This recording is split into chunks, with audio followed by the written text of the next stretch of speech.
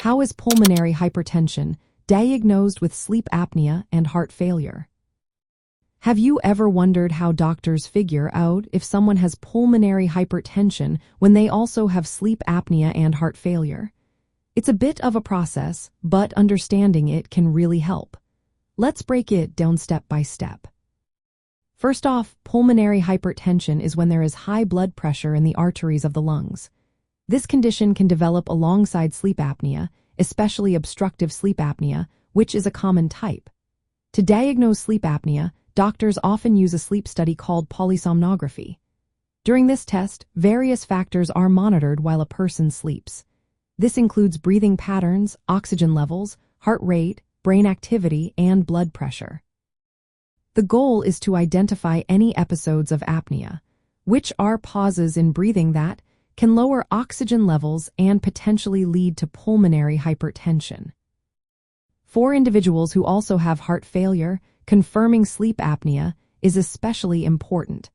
That's because the repeated drops in oxygen during sleep can worsen pulmonary hypertension and put additional strain on the heart.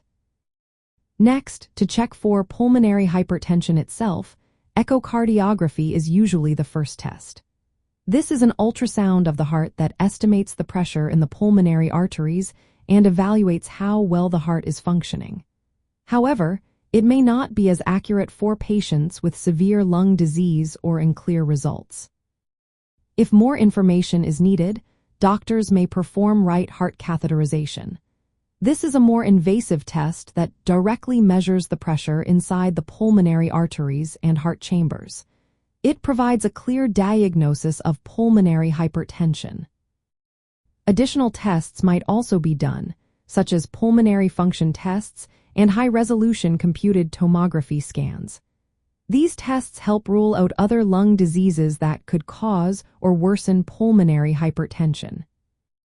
When it comes to heart failure, diagnosing pulmonary hypertension alongside sleep apnea requires careful evaluation.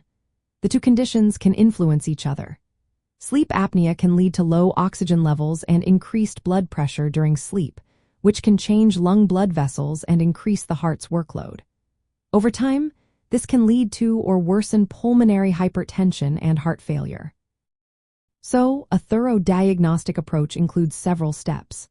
First, polysomnography is used to detect and assess the severity of sleep apnea. Then, echocardiography screens for pulmonary hypertension and checks heart function. If needed, right heart catheterization provides precise measurements of pulmonary artery pressures.